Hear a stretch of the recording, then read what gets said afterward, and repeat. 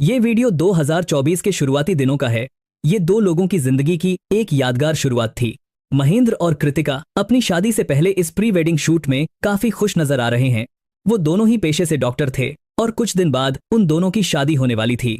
लेकिन उनकी शादी को अभी 1 साल भी नहीं बीता था कि अचानक 24 अप्रैल 2025 को उनकी जिंदगी में एक ऐसा तूफान आया जिसने सब कुछ तबाह कर दिया। कृतिका और महेंद्र बेंगलुरु के व्हाइटफील्ड इलाके में रह रहे थे। 24 अप्रैल 2025 की सुबह कृतिका की हालत अचानक बहुत ज्यादा खराब होने लगी। उसे इतना ज्यादा दर्द और कमजोरी महसूस हो रही थी कि वो बेड से उतरकर बाथरूम तक भी नहीं जा पा रही थी। उसने बोलना भी बंद कर दिया था। कृतिका की हालत को देखकर महेंद्र भी घबरा गया। उसे समझ नहीं आ रहा था कि उसकी पत्नी कृतिका को अचानक क्या हो गया था।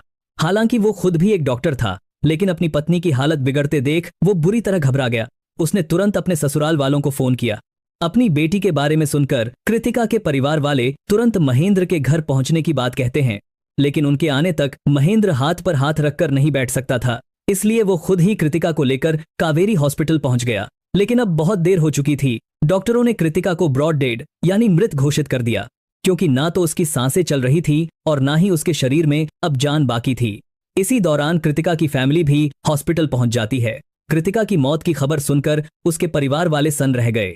उन्हें समझ नहीं आ रहा था कि आखिर ये सब कैसे हो गया, क्योंकि ना तो उसे कोई गंभीर बीमारी थी और ना ही वो किसी डिप्रेशन में थी जिसके चलते वो अपनी जान ले ले। कृतिका के पति महेंद्र का भी रो रो कर बुरा हाल था। मामले की गंभीरता को देखते हुए हॉस्पिटल वालों ने इस घटना की जानकारी लोकल पुलिस को दे दी।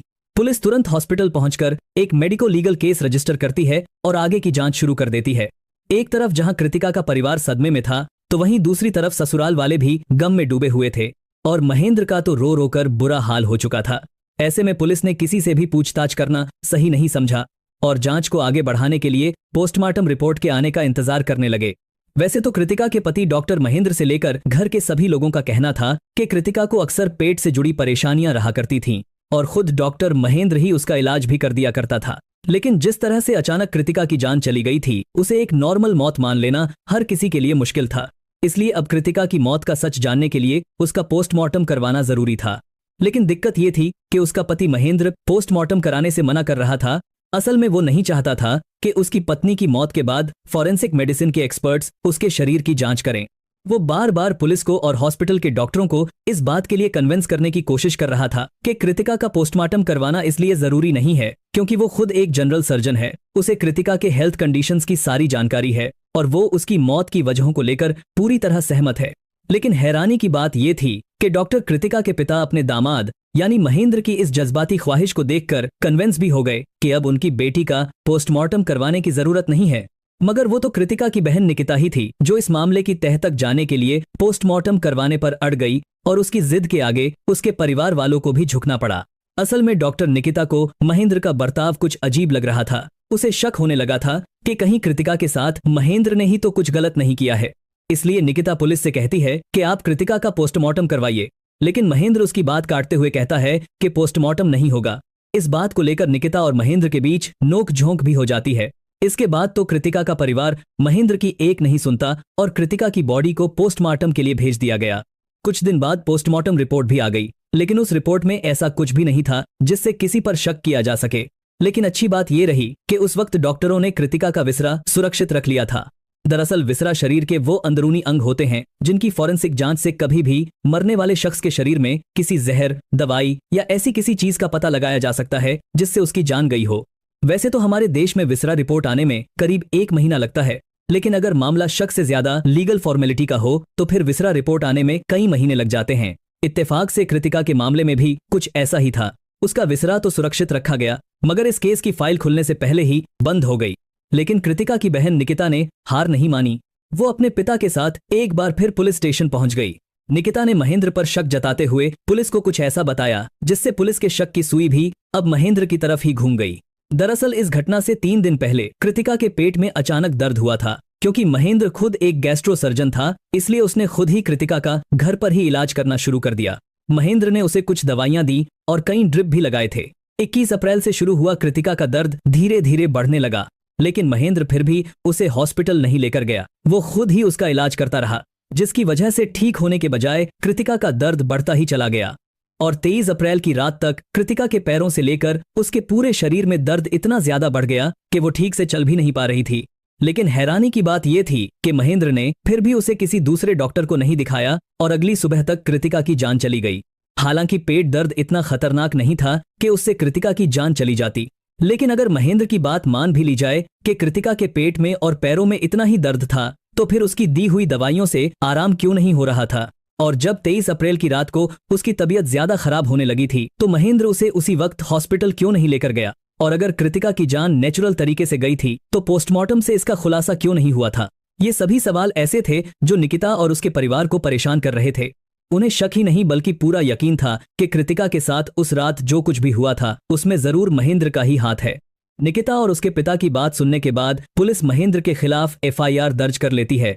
रिपोर्ट लिखवाने के दौरान कृतिका के पिता ने यह भी बताया था कि उनका दामाद डॉक्टर महेंद्र हॉस्पिटल बनाने के लिए कृतिका से अपने घर वालों से पैसे लाने की मांग कर रहा था, लेकिन कृतिका के पिता के पास अब इतने पैसे नहीं थे, इसलिए उन्होंने साफ मना कर दिया। ऐसे में हो सकता है महेंद्र ने बदला लेने के लिए कृतिका की जान ले ली हो। इन सब के बाद पुलिस कृतिका के केस को फिर से ओपन करती है और कृतिका के विसरा सैंपल को जांच के लिए फॉरेंसिक लैब में भेज दिया जाता है। अब जहां एक तरफ डॉक्टर कृतिका की फॉरेंसिक रिपोर्ट तैयार कर रहे थे, वहीं दूसरी तरफ पुलिस महेंद्र के बारे में छानबीन कर रही थी। लेकिन जब जांच आगे बढ़ी तो महेंद्र का असल चेहरा सामने आ गया। महेंद्र के साथ साथ उसके भाई पर भी फ्रॉड करने और लोगों को धमकाने के आरोप दर्ज हैं। मगर इस बेबुनियाद थ्योरी के दम पर महेंद्र को अरेस्ट नहीं किया जा सकता था। लेकिन करीब 6 महीने के बाद जब कृतिका की विसरा रिपोर्ट आई, तो एक ऐसा सच सामने आया जिसने सभी को हैरान कर दिया। कृतिका की विसरा रिपोर्ट में उसे एक ऐसा ड्रग दिए जाने की बात सामने आई जिसका शरीर पर तुरंत कोई असर नहीं दिखता। असल में ये कुछ और नहीं बल्कि ऑपरेशन से पहले मरीजों को दी जाने वाली बेहोशी की वो दवाई थी जिसे एनेस्थीसिया कहते हैं। पुलिस के मुताबिक कृतिका के शरीर में प्रोपोफॉल नाम का ड्रग काफी मात्रा में पाया गया, जो आमतौर पर एनेस्थीसिया में इस्तेमाल होता है। यानी विसरा रिपोर्ट से साफ हो गया था कि मौत से पहले कृतिका को एनेस्थीसिया का इंजेक्शन दिया गया था। क्योंकि मरने से पहले शुरू से आखिर तक डॉक्टर कृतिका के साथ उसका पति डॉक्टर महेंद्र ही मौजूद था, इसलिए सबसे पहला शक उसी पर गया। पुलिस ने एफआईआर और विसरा रिपोर्ट के आधार पर डॉक्टर महेंद्र को हिरासत में ले लिया।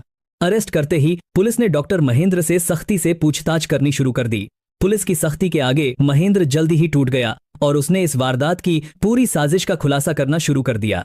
उसने बताया कि वो शादी के कुछ दिन बाद ही कृतिका को खत्म करने का फैसला कर चुका था, लेकिन वो इस वारदात को कुछ इस तरह से अंजाम देना चाहता था जिससे पकड़े जाने की कोई गुंजाइश न हो, और इसके लिए उसने एक ऐसी दवा को चुना जिसका असर आमतौर पर तुरंत नहीं दिखता।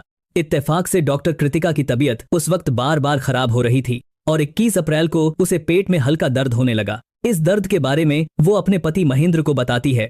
महेंद्र तो पहले ही मौके की तलाश में था। वो इस बात का फायदा उठाता है और उसे डराते हुए कहता है कि हो सकता है तुम्हारे पेट में ज्यादा प्रॉब्लम हो, इसलिए मैं ही तुम्हारा इलाज कर देता हूँ। हर पत्नी की तरह कृतिका भी महेंद्र पर भरोसा करती थी, इसलिए वो महेंद्र से इलाज करवाने के लिए तैयार हो जाती है। रिपोर्ट के मुताबिक इस तरह डॉक्टर महेंद्र ने उसे प्रोपोफॉल की पहली डोज दे दी, लेकिन डॉक्टर महेंद्र को हॉस्पिटल भी जाना था। ऐसे में कृतिका का ध्यान रखने के लिए घर पर कोई नहीं था, इसलिए वो हॉस्पिटल जाते वक्त कृतिका को उसके घर पर छोड़ देता है और फिर अपने हॉस्पिटल चला जाता है। उसी शाम कृतिका महेंद्र को कॉल करके पूछती है कि क्या मैं अपने हाथ से कैनुला निकाल दूं, लेकिन महेंद्र उसे कैनुला निकालने से मना कर देता है। वो उसे समझाते हुए कहता है कि अगर बीमारी को जड़ से खत्म करना है तो इसे आज रात और लगा रहने दो। कृतिका महेंद्र की बात मान लेती है। हॉस्पिटल से ड्यूटी खत्म होने के बाद महेंद्र कृतिका को लेने के लिए उसके घर जाता है और वो दोनों खुशी खुशी अपने घर चले जाते हैं। 22 और 23 अप्रैल को भी महेंद्र उसका इलाज करता रहा, लेकिन डॉक्टर कृतिका का दर्द ठीक होने के बजाय बढ़ता ही चला गया और डॉक्टर महेंद्र फिर भी उसे प्रोपोफॉल की डोज देता रहा। जांच से यह भी पता चलता है कि 23 अप्रैल की रात को कृतिका को इतना हैवी डोज दिया गया था कि 24 अप्रैल की सुबह तक उसकी जान चली गई। इस तरह इस वारदात का खुलासा तो हो गया था, लेकिन अब सवाल था कि आखिर डॉक्टर महेंद्र रेड्डी ने शादी से महज 6 महीनों के अंदर ही अपनी पत्नी की जान क्यों ले ली और इस वारदात को अंजाम देने की असल वजह क्या थी। अब तक की पूछताछ में पुलिस ने इसका भी पता लगा लिया था। दरअसल डॉक्टर महेंद्र अपनी पत्नी कृतिका और उसके परिवार वालों से इस बात को लेकर नाराज था कि उन्होंने शादी से पहले डॉक्टर कृतिका की मेडिकल हिस्ट्री के बारे में उसे कुछ नहीं बताया था। बाद में उसे पता चला था कि कृतिका को गैस्ट्रोएंट्रोलॉजी से जुड़ी दिक्कतों के साथ साथ ब्लड प्रेशर और कुछ दूसरी परेशानियां भी थीं, क्योंकि शादी के बाद भी वो कई बार बीमार पड़ चुकी थी। डॉक्टर महेंद्र को लगता था कि कृतिका के घर वालों ने अपनी बीमार बेटी की शादी उससे कर दी थी, बस इसी वजह से वो कृतिका को रास्ते से हटाना चाहता था और इसके लिए उसने एक ऐसी खतरनाक साजिश रची जो करीब 6 महीने तक एक परफेक्ट क्राइम के तौर पर दबी रही। लेकिन 6 महीने के बाद कृतिका की विसरा रिपोर्ट सामने आने पर आखिरकार इस वारदात का खुलासा हो गया। इसके बाद पुलिस ने डॉक्टर महेंद्र रेड्डी को कोर्ट में पेश किया, जहां से उसे न्यायिक हिरासत में भेज दिया गया। वैसे तो अदालत में आरोप साबित होने तक हर कोई निर्दोष माना जाता है, लेकिन अगर जांच और ट्रायल में यह साबित हो जाता है कि इस साजिश के पीछे महेंद्र का ही हाथ था, तो आपके हिसाब से उसे क्या सजा मिलनी चाहिए? कमेंट बॉक्स में जरूर बताएं। इस वीडियो को लास्ट तक देखने के लिए दिल से थैंक यू। अगर आप डॉक्यूमेंट्री वीडियो देखना पसंद करते हैं तो हमारे चैनल को भी सब्सक्राइब कर लीजिए। मिलते हैं नेक्स्ट वीडियो में, तब तक के लिए जय हिंद।